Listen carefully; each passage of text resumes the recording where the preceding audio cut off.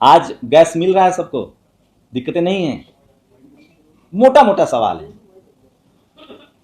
आज क्या सब कुछ हरा हरा है क्या? मतलब क्या कहा जाए? तो आप अच्छा काम कीजिए ना, हम लोग दिखाएंगे दिन रात। गैस की दिक्कत ना हो, हमें क्या दिक्कत है? हम लोग नाचेंगे कि भाई इस सरकार में तेल मिल रहा है सस्ता, गैस मिल रहा है टाइम से, युद्ध हो रहा है लेकिन हमारे देश पर फर्क नहीं पड़ रहा है, हमें गैस मिल रहा है। ये क्यों बोल रहा है भाई? यहां से कोई शेड्यूल कास्ट बोल रहा है, कोई अल्पसंख्यक बोल रहा है, कोई पिछड़ा समाज का बोल रहा है। इसको तो बकरी चराना चाहिए था, इसको तो हल जोतना चाहिए था, कायदे से तो इसको ड्राइवर होना चाहिए था। पत्रकार कैसे हो सकता है? हमारी समस्या दूसरी है भाई, सरकार से भी है, और जो सिस्टम में जातिवादी सोच के लोग हैं वो तो हमको, उनका बस चले तो हमको श्राप दे दे, भस्म कर दें। वो तो अभी पेज उड़ाए हैं हमारा, हमें इस तरह की धमकियां मिलती है फोन करके। ये जलते घर को देखने वालों, फूस का छप्पर आपका है, आग के पीछे तेज हवा है, आगे मुकद्दर आपका है। उसकी मौत पे मैं भी चुप था, मेरा नंबर अब आया, मेरी मौत पे आप भी चुप हैं, अगला नंबर आपका है। पीएम का यूट्यूब पेज डाउन करा दिया जाता है, भारत में बैन किया जाता है। हम क्या कर रहे थे?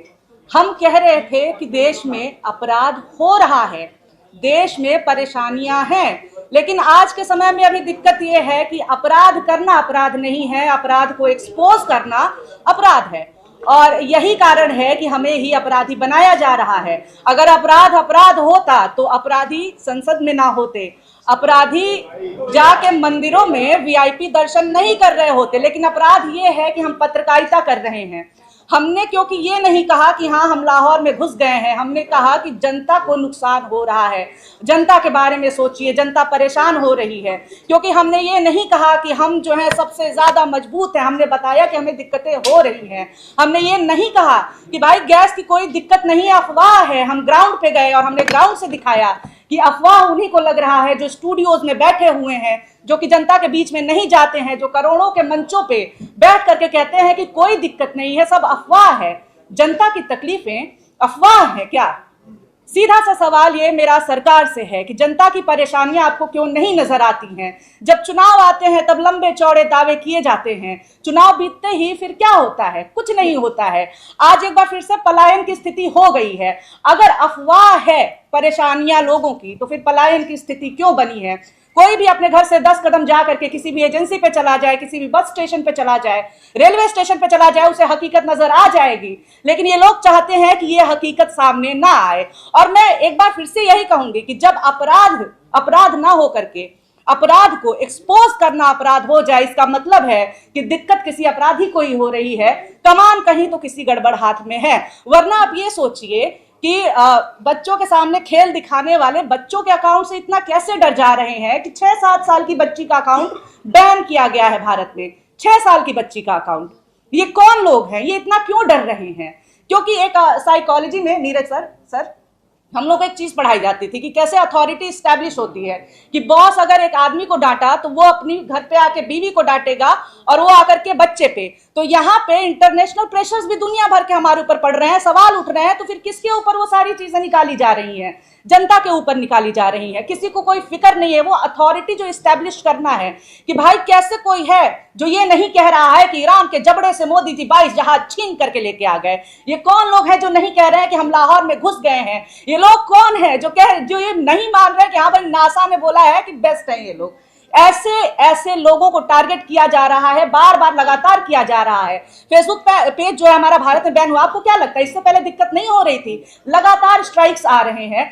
हमारा चैनल शैडो बैन कर दिया गया है और एक ही प्लेटफॉर्म नहीं, लगभग सारे पे मास रिपोर्टिंग एक तरफ से की जा रही है। आईटी ट्रोल्स महिलाओं के पीछे, खास तौर से महिला पत्रकारों के पीछे खुले में छोड़ दिए गए हैं। रेप थ्रेट्स दिए जाते हैं महिला पत्रकारों को। मेरे घर वालों तक के ये लोग नंबर, फोटोज कि तुम्हारा बाप ये है, तुम्हारा भाई ये लोग लेकर के आ जाते हैं। ये कौन लोग हैं? ये लोग आईटी एक्ट के तहत नहीं आते। वो लोग जो कि रेप थ्रेट देते हैं, जो कि जान से मारने की धमकी देते हैं, वो आईटी एक्ट के तहत नहीं आते हैं। लेकिन जो लोग ये कहते हैं कि जनता परेशान है सर कुछ कीजिए, उनको आईटी एक्ट में ला करके ये लोग और कहते हैं कि चलो इनका मुंह बंद करा दो। तो अभी तो यही चल रहा है हमारे साथ। लेकिन अगर इनको लग रहा है कि ये डर जाएंगे, तो डरना तो है नहीं, क्योंकि सरकारें आती जाती रहती हैं, जनता बनी रहती है, नेता आते जाते रहेंगे, पत्रकारिता बनी रहेगी, क्योंकि पत्रकारिता जिंदाबाद थी, है और रहेगी। वैसे ही पॉलिटिक्स जिंदाबाद था, जिंदाबाद है और जिंदाबाद रहेगा। बहुत शुक्रिया। और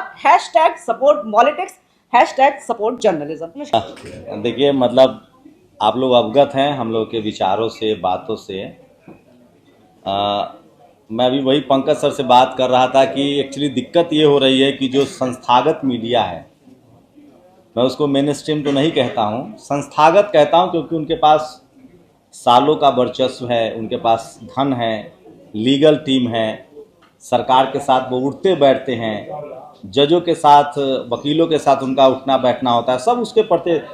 तो जो संस्थागत मीडिया है ना, उसने ये स्पेस दे दिया है सरकार को। उसकी जो भी वजह हैं, मैं आज की रिपोर्ट बता रहा हूं कि लगभग डेली भारत सरकार मीडिया के दुश्मन नहीं है। जो लोगों को लगता है, जो बहुत सिंप्लीफिकेशन हो रहा है, भारत सरकार मीडिया का दुश्मन नहीं है। 15,000 लगभग 15, मैं कोई गलत ना हो तो एक मतलब बड़ा एक बजट आया है लगभग।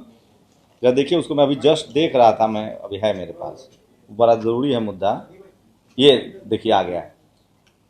मोदी सरकार ने 11 साल में विज्ञापनों पर 5,987 करोड़ रुपए खर्च किए हैं। लगभग 1.5 करोड़, मतलब 1.5 करोड़ रुपए रोज खर्च किए हैं। तो भारत सरकार मीडिया के खिलाफ नहीं है, वो तो मालामाल कर रही है मीडिया को। संस्थागत मीडिया के भी ये खिलाफ नहीं है, ये उनके खिलाफ हैं जो इस देश की जनता के साथ हैं।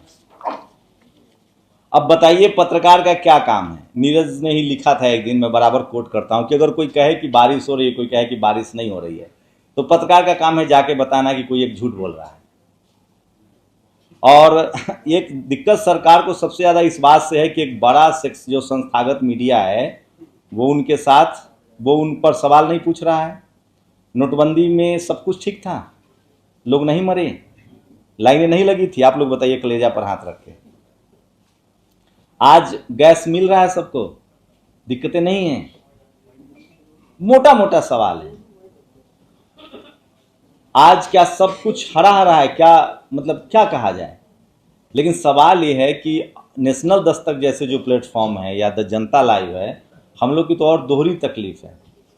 एक तो हम लोग के पास संस्थागत ढांचा नहीं है, और उसमें भी सोचिए ऐसा नहीं है कि सरकार के खिलाफ वाले भी लोग पत्रकार बहुत हैं, उन पर भी दिक्कत ये है कि उनको लगता है कि उनका जो नैरेटिव है, जो इलेक्शन नैरेटिव है, पॉलिटिकल नैरेटिव है, हम लोग लगातार बात कर रहे हैं कि जो वीकर सेक्शन के लोग हैं, दलित हैं, पिछड़े हैं, किसान हैं, आदिवासी हैं, अल्पसंख्यक हैं, वो धार्मिक हिंसा में शामिल ना हो, कम्युनल राइट्स में। क्या ये गलत है बोलना? हम लोग कह रहे हैं कि आप लोग स्कूल जाइए, अस्पताल की मांग कीजिए, आप लोग रोजी रोटी आपके लिए बहुत ज़रूरी है, क्योंकि आप गरीब हैं, लाचार हैं, बेबस हैं। क्या ये बात करना गलत है? हमारा तो इसलिए बंद किया गया है क्योंकि हम इस देश के एक बड़े सेक्शन को ये समझाने की कोशिश कर रहे हैं कि आपको स्कूल जाना है, पढ़ना लिखना है, आपको किसी भी सांप्रदायिक दंगे में शामिल नहीं होना है। हमें कोई मतलब नहीं है कि धार्मिक तांडव से, हमें कोई मतलब नहीं है, सरकारें आती जाती रहेंगी। इसलिए ये जो नैरेटिव हमारे साथ, पता है, मैं थोड़ा सा नेशनल दस्तक के साथ पता है क्या दिक्कत है, हमारे खिलाफ सरकार कम होगी। ये जो संस्था में जो बैठे हुए जो जातिवादी सोच के लोग हैं, उनको लगता है कि ये क्यों बोल रहा है भाई, यहाँ से कोई शेड्यूल कास्ट बोल रहा है, कोई अल्पसंख्यक बोल रहा है, कोई पिछड़ा समाज का बोल रहा है, इसको तो बकरी चराना चाहिए था, इसको तो हल जोतना चाहिए था, कायदे से तो इसको ड्राइवर होना चाहिए था। ये पत्रकार कैसे हो सकता है? हमारी समस्या दूसरी है भाई, सरकार से भी है, और जो सिस्टम में जातिवादी सोच के लोग हैं, वो तो हमको, उनका बस चले तो हमको श्राप दे दे, भस्म कर दें।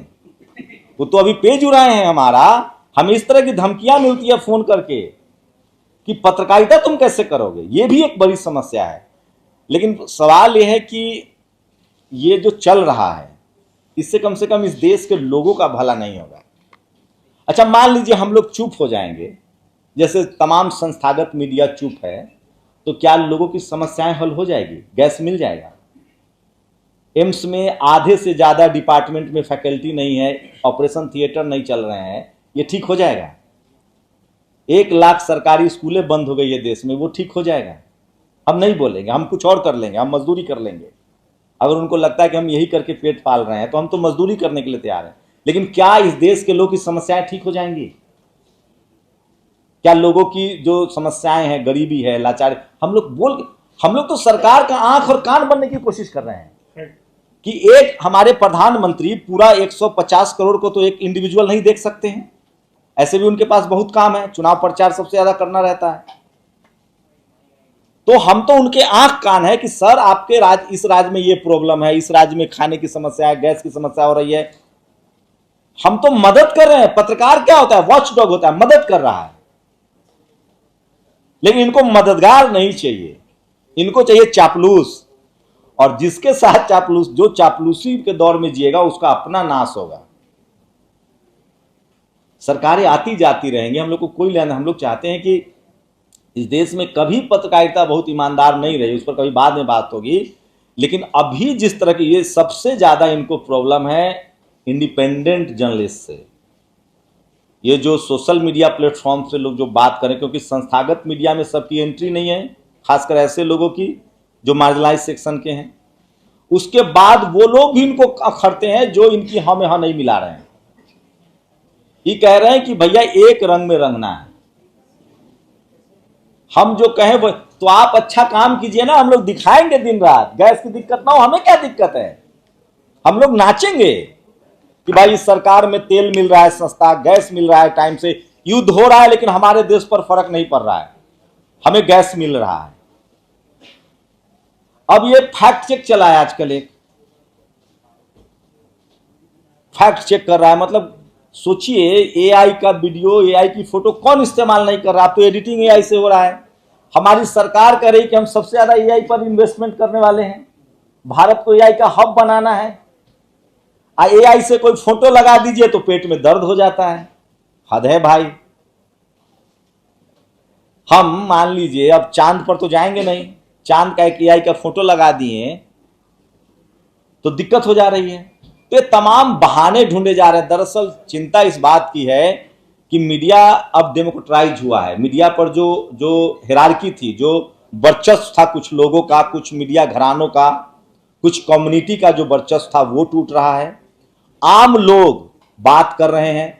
मैं एक बात बताऊं, सोशल मीडिया ही सच्चा मीडिया है। एक तो हमारा बहुजन मीडिया वाला है ही कि सोशल मीडिया ही गरीबों का मीडिया है। सोशल मीडिया इसलिए सच्चा मीडिया है कि कोई आम के पास बैठा है, उसके पास फोन है, वो तुरंत ट्वीट कर दे रहा है कि आम का पत्ता गिरा। वो सबसे ईमानदार है ना। तो हम लोग बेहतर दौर में है, घबराने की जरूरत नहीं है। मैं बहुत होपफुल हूं, बेहतर दौर में है, ऐसे दौर में है जब सब बोल रहा है। जरूरत है इस देश के लोगों को हमें एड्रेस करना पड़ेगा। और जिस तरह से अगर इस देश की जनता को सस्ता दवाई चाहिए, सस्ता गैस चाहिए, सस्ता तेल चाहिए, नौकरी चाहिए, उनको अगर अपने रोजी रोटी की चिंता है, उनके अपने बच्चों की चिंता है, उनको आरएमएल एम्स जैसे अस्पताल चाहिए, तो उन लोगों को इस लड़ाई में हमारे साथ खड़ा होना पड़ेगा। उनको कहना पड़ेगा कि भैया हमें सोशल मीडिया चाहिए, हमें राजीव निगम के वो सरकाजम चाहिए जो वो सत्ता से सवाल पूछते हैं। हमें पंकज श्रीवास्तव जिस तरह से बताते हैं कि किस तरह से ये बजट इतने का था, ये झूठ बोला जा रहा है, ये सच बोला जा रहा है। हम लोग सरकार की दुश्मन नहीं है भाई, न सत्ता के दुश्मन है, हमारा क्या लेना देना है। हम लोग इस जनता के हित ऐसी हैं। लेकिन ये बात सरकार समझे, और सरकार में जो बैठे बाबू लोग हैं जो ये सब खेल रच रहे हैं वो भी समझे। अगर वो यही खेल करते रहेंगे तो वो सरकार के भी दुश्मन है, अब मोदी जी के तो पकिया दुश्मन है। उनका फैक्ट चेक होना चाहिए कि कहीं कहीं से और फंडित तो नहीं हो रहा है। तो सोशल मीडिया पर जो लोग भी कंट्रोल करने की कोशिश कर रहे हैं वो सरकार के पैरों पर कुल्हाड़ी मरवाने का काम कर रहे हैं, क्योंकि सोशल मीडिया सच्चा मीडिया है, सोशल मीडिया आम लोग की मीडिया है, और अब मोबाइल से आप छुटकारा नहीं पा सकते हैं। सरकार को ये बात समझना पड़ेगा। और तमाम वैसे पत्रकार जो जनता के सवाल उठा रहे हैं, जनता के सरोकार का सवाल उठा रहे हैं, जनता को उसके साथ खड़ा होना पड़ेगा। हम लोग यही गुजारिश कर रहे हैं। बाकी हम लोग बाई चॉइस पत्रकार हैं, वो भूल जाए कि हम इस काम को रोकेंगे। हम जनता के पक्ष में, संविधान के लिए, डेमोक्रेसी के पक्ष में अपनी बात रखते रहेंगे। माध्यम बदल सकता है, कल सब जगह से बैन कर देंगे तो सड़क पर जाकर बोलेंगे, लेकिन बोलेंगे जरूर। शुक्रिया। पता है कि हमारे सरों पे तलवारें निरंतर लटकी हुई हैं और वो कभी भी चल सकती हैं। हमारे सर पे ये तलवार बिहार चुनाव से पहले चली थी और हमारा फेसबुक पेज जो है वो इंडिया में रिस्ट्रिक्ट कर दिया गया था। जो भी पॉलिटिक्स के साथ हुआ है, नेशनल दस्तक के साथ हुआ है, हमारे साथ ये काफ़ी पहले हो गया था, बिहार इलेक्शन से ठीक पहले, और हमें बिहार इलेक्शंस के लिए निकलना था। इसका असर उस वक्त ये हुआ कि हम तैयारी करके बैठे थे बिहार इलेक्शंस कवर करने की, और क्योंकि हमारा फेसबुक पेज 2 मिलियन सब्सक्राइबर से ज़्यादा का था, अचानक से उसे इंडिया में रिस्ट्रिक्ट कर दिया गया। और सीधी तौर पर आप समझ सकते हैं कि वो एक तरीके से आपके पेट पर लात पड़ती है। आप एक छोटी सी टीम है, कोशिश कर रहे हैं, तमाम मेहनत कर रहे हैं, और उसके बाद हम इसमें लग गए कि किस तरीके से हम उसे रिवाइव कर सके, कैसे रिस्ट्रिक्शन हटा सके। हमने तमाम कोशिशें की, छोटा सा वीडियो बनाया, जितने लोगों को जानते थे उन्हें हमने कांटेक्ट किया कि वो उस वक्त आवाज़ उठाए। और यहाँ इस वक्त बहुत ज़रूरी है पॉलिटिक्स का धन्यवाद करना, क्योंकि हमने उस वक्त कोशिश की ये आवाज़ उठाने की, पर उस वक्त शायद हम इकलौते चैनल थे जिससे रिस्ट्रिक्ट किया गया था, तो ये आवाज़ इतनी बड़ी नहीं हुई। आज जब लोगों के आपस में एक साथ ऐसी सिचुएशन आई है, और यहाँ शायद सरकार से गलती हो गई कि एक साथ ये 3-4 बड़े चैनल उन्होंने बैन करने पर उन्होंने किया, और उसके बाद ये आवाज़ उठकर आई। मुझे लगता है अलग अलग हुआ होता कुछ समय के बाद तो शायद आज भी हम यहाँ ऐसे नहीं बैठे होते। और इस गलती का आज ये फायदा है कि हम आपको नसीहत दे रही है। बिल्कुल नसीहत दे रही हूँ, क्योंकि ये चेतावनी है कि अगर आप कुछ कर रहे हैं तो उसमें भी कुछ ना कुछ गलतियां होगी, और उसका फायदा कहीं ना कहीं कुछ ना कुछ किसी ना किसी तरीके से किसी को मिलेगा। और आज जब हम यहाँ एक मंच पर बैठे हैं, अब यहाँ से बहुत कुछ हो सकता है, और जरूरी यह है कि अब जब हम मंच पर आ गए हैं तो इसका पूरा फायदा उठाया जाए।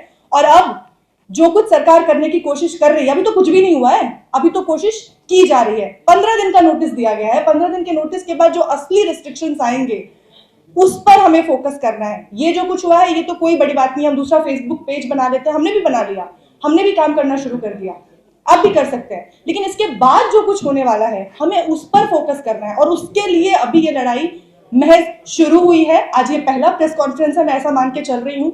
ऐसे हमें न जाने कितने प्रेस कॉन्फ्रेंस करने होंगे, और न जाने कितनी ज्यादा मीटिंग्स और कितनी ज्यादा ऐसी लड़ाइयां अभी लड़नी है। अगर अभी हमने इस लड़ाई को रोक दिया तो ये आगे कहीं भी किसी के लिए भी आप खतरा हो सकता है, कोई भी काम नहीं कर पाएगा इस मीडिया इंडस्ट्री में। और सबसे अहम सवाल, जो सही सवाल है, जो आप पूछते हैं, जिन लोगों तक आप पहुंचते हैं, वरना सवाल पूछने वाले दूसरे तबके के भी लोग हैं जो आजकल ये भी पूछते हैं पानी नहीं मिला, तो उस सवाल को अगर कोई काउंटर कर रहा है, जो बता रहा है कि हाँ नहीं मिला, और उसकी वजह से आपको जवाबदेही आज भी देनी होगी, तो अगर आप चाहते हैं कि आप खड़े रहें, आपकी आवाज बुलंद रहे, तो इसी तरह लड़ना होगा। ये महज शुरुआत है, इस बात को गांठ बांध दीजिए। बहुत बहुत शुक्रिया सर। जो पूजा ने कहा वही है, जलते घर को देखने वालों फूस का छप्पर आपका है, आग के पीछे तेज हवा है, आगे मुकद्दर आपका है। उसकी मौत पे मैं भी चुप था, मेरा नंबर अब आया, मेरी मौत पे आप भी चुप हैं, अगला नंबर आपका है। और ये कोई डराने वाली पंक्तियां नहीं है, बल्कि ये यथार्थ है, ये सच्चाई है। और इसी इंडस्ट्री के कई वरिष्ठों से जब बातचीत हुई तो उन्होंने सॉलिडेरिटी दिखाते हुए यही कहा कि आज आप हैं, कल हम हो सकते हैं। और ये खतरा, ये आशंका जो है सबके साथ बनी रहती है, इसीलिए ये लड़ाई सबकी है। और मुझे लगता है इसी जर्नी में आप, ठीक है, शंभू सर आए और अपना